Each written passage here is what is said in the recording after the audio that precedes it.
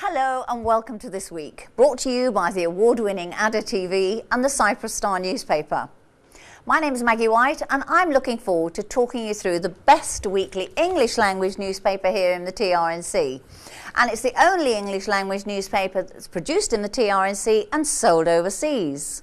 And if you do happen to be overseas, that's not a problem because you can just keep up with all your news. Just go to www.cyprusstar.net and there you are, you have this week's news. And talking about this week's news, this particular paper is on 860 flights a week with Turkish Airlines. Yes, so our news from Cyprus, we might only be small, but our news is travelling around the world within 24 hours. So these headlines will be around the world tomorrow. Now, my guest has also been around the world and is back here in North Cyprus. And my guest this week is Assistant Professor Dr. Huseyin Isiksal. Welcome to Ada TV. I know you know the studio very well. You've been here lots of times, haven't you? Yes, ma'am. Now, you lecture in international relations at the GAU now, but you've studied in Turkey, you've studied in England, and studying here still. Yeah. Are you ever going to stop studying? It's a lifetime, business. So that's why we choose this, occupation, I guess. Yes. And how is it being back in Cyprus? Well, it's a little bit confusing actually, because our country's weather is second to none. I think. Fantastic. Exactly, fantastic. The beaches, weather. It's really nice. But we have some trouble in terms of system. We still need some time to settle down everything. Unfortunately, we got some diseases, like partisanship, all that stuff. So one day, I wish we will get rid of all this stuff. Yeah. And this beautiful island, beautiful weather, beautiful environment, lovely people will deserve the system that they really deserve. You are quite right, and it does deserve the best of everything, because as you say, we have the most wonderful weather. Exactly. Food, you didn't mention our beautiful food. Yeah, sure. Wow, why do you think we're all living here? Exactly. Anyway, a lecturer in international relations. You couldn't have come at a better time, really, with what's going on here. I mean, our headline this week, we have never been this close to a solution, and that's our Prime Minister is saying that. Obviously we have some other headlines further on in the paper that maybe disagree with this, but how do you think we are doing? Do you think a solution is really on the cards this time? Well, Maggie, first of all, let me thank you again for this opportunity to let me introduce myself to the British English-speaking community.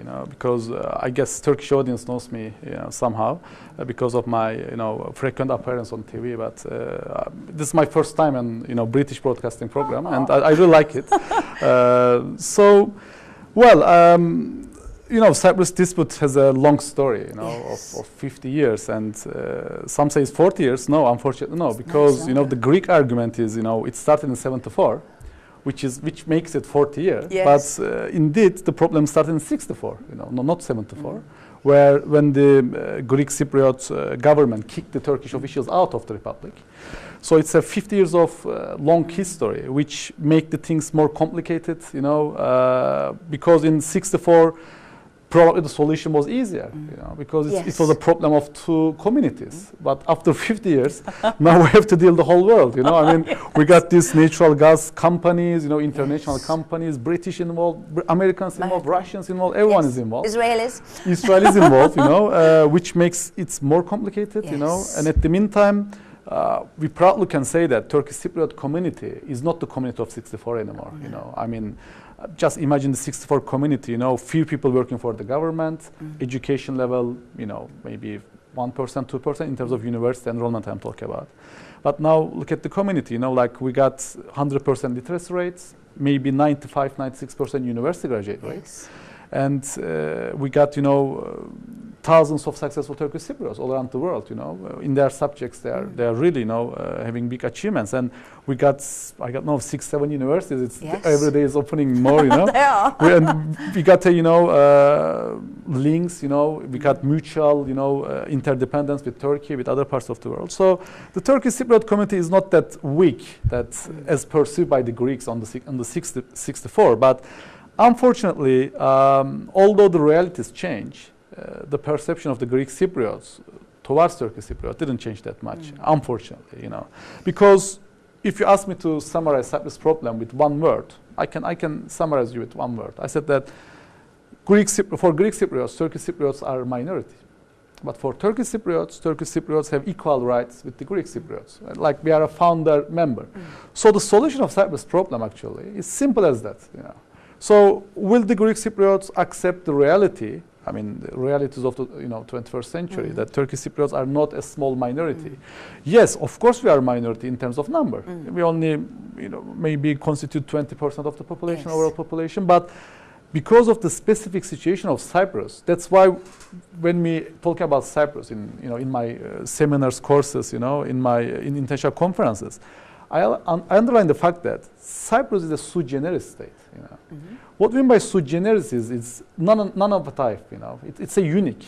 That you can't find a second example of this case. What makes it sui generis is the establishment of the republic is founded upon two nations, and two equal nations. So it doesn't talk about, numerical majority-minority stuff. Although Turkish Cypriots are minority in terms of number, they have, equal rights with the Greek Cypriots. Indeed, you can't find this settlement anywhere in the world. I mean, unfortunately, jungle rules, are valid everywhere.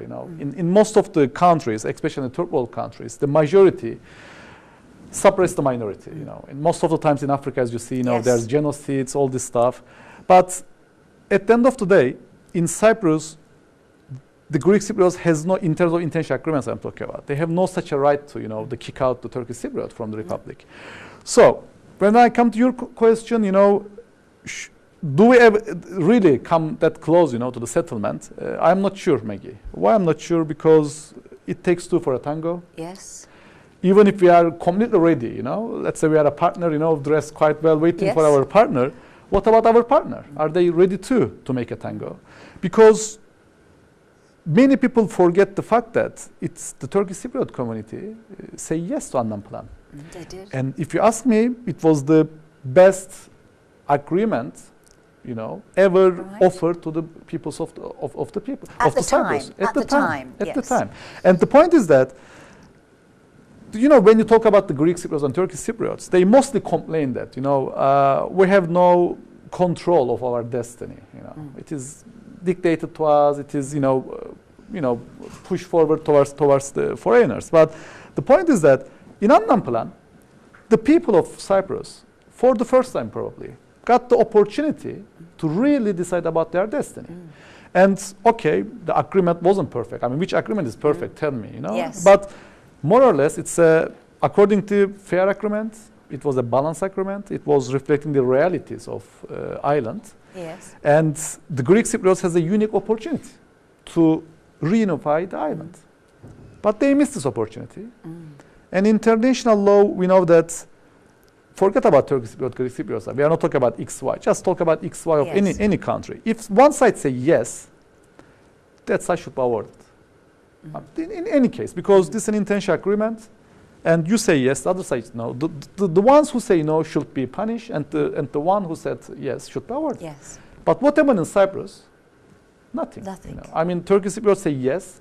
Do we award it from the, by saying yes to this agreement, even if it includes very negative points, like probably 30,000, 40,000 Turkish Cypriots has to leave their houses, have to leave their houses, They have no guarantees at all, I mean, because the plan didn't offer them exactly housing or, other facilities, I mean, these people were already refugees in 64, 67, some of them, and 74. Yes. And now you are expecting these people who never call their home as home to again become a refugees of unknownable, So even if it has some clues that it's never that's not in favor of the Turkish Cypriots apparently, they say yes, But do they award it? No.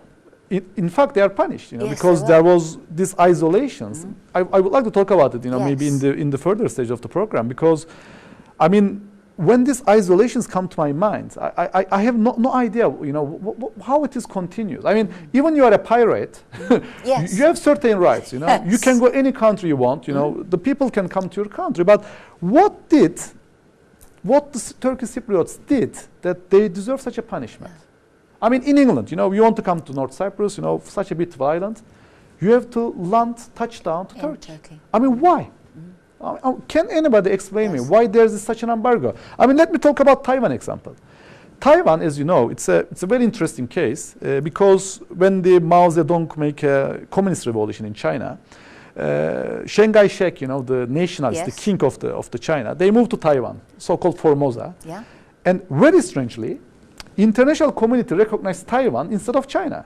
So the Taiwanese government represent the whole China, not only in United Nations, but only in the Security Council. You know the Security Council is 5 major states, England, France, United States, Soviet Union, and Taiwan, for God's sake. and Taiwan represents the whole China, for more than 20 years. Yes. Then Nixon, the US president, when he visited the China, he noticed, the opportunities, also, I mean, more than 1 billion people, I mean, what an opportunity, for us to, for further collaboration.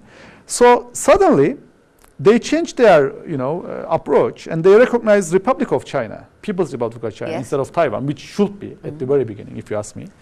Then China gained United Nations membership, and China regained its seat on the Security Council.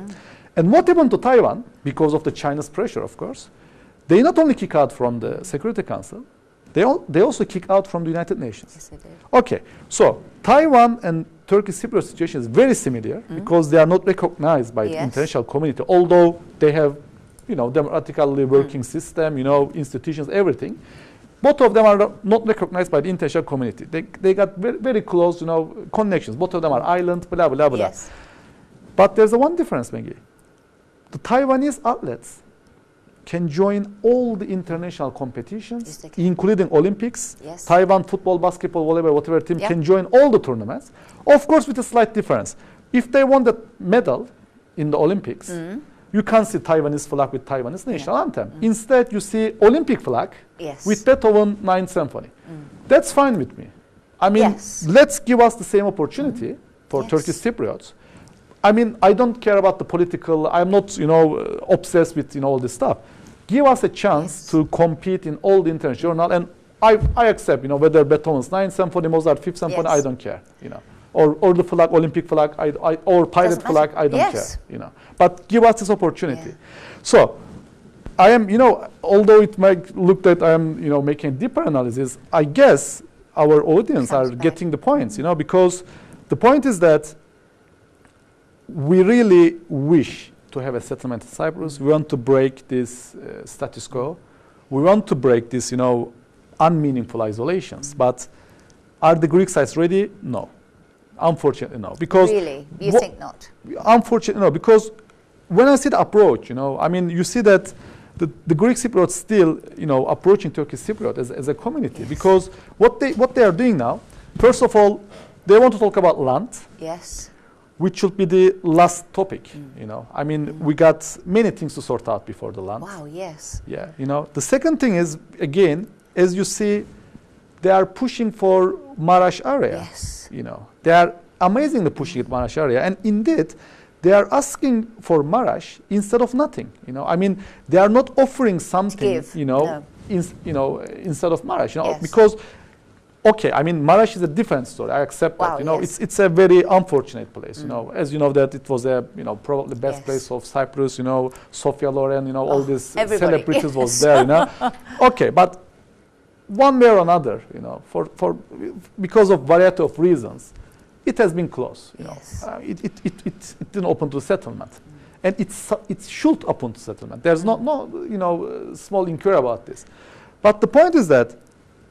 In 21st reality, because, okay, if you say that Turkish Cypriots or Turkey didn't treat fair in Marosha, which is true, what about the Greek Cypriots? Do they treat fair to the Turkish Cypriots? So in politics, we can't talk about too much about the fairness. Yeah. So the point is that what I'm trying to say is here that yes, Marash should definitely be open to the international settlement, but at the end of the day, it should be open for a reason. Yes. Or it should be open for a simple return. Yes. And as a Turkish Cypriot, many people, name this. I'm also repeating this. If the Greek Cypriots has a good intention let's say. Yes. Because they are naming it good intention. Open the Marash, Yes. give the Marash, that's your good intention. Now I'm telling them, okay, let's make it like this. Yes. Let's open the Marash to the settlement, but let's open Ercan Airport, Yes. you know, and Famagusta Harbor. Port, yes. Port to the international trade, international business, and, you know, simple, you know, location. I mean, let people to freely fly. Yes. Yeah. Yes, to of this course, country. yes. You know, it doesn't mean official recognition. No. You know, it doesn't mean official recognition. I mean, if you go to Taiwan, it doesn't mean that we are recognizing Taiwan. I mean, No. peoples don't recognize the countries. It's the states who recognize the countries. Yeah. So let the people to freely move, freely involve in any activities they want in this land, which is a, you know, small thing. gesture, yeah, Yes, small it is. gesture, Yes. and in return, yes, let's open the Yes. Marash. But when you push the Marash before the, you know, settlement, comprehensive settlement, and this shows us that, you know, the Greek Cypriots' approach to the Turkish Cypriot community Yes. didn't change too much, you know, over the No. years, you know, unfortunately. No. And that must be so difficult. And I've said to lots of my guests that have been involved in the talks, you know, it must be so difficult when you are a willing party going to a talk time after time after time, when all as you get asked is, what are you giving us? We want, Yeah. but they're not prepared to give anything back. And that's Yeah. just the very simple thing, isn't it? You know, and they're Exactly. still, like you're saying, you know, what are they actually giving? Because in every relationship, there has to be give and take. Exactly. It doesn't though, so it's very difficult, and I feel very sorry for people, you know. And after reading, you know, when Professor Aton, who you know extremely well, came in, and I was saying about the document, and he said 9,000 pages. Yeah. So how on earth are they going to agree? But anyway, we ought to have a break. We're halfway through our program already, would you believe? So we will see you in just a while. We'll have a short break, but don't go away, because we will be back to see you in a few minutes.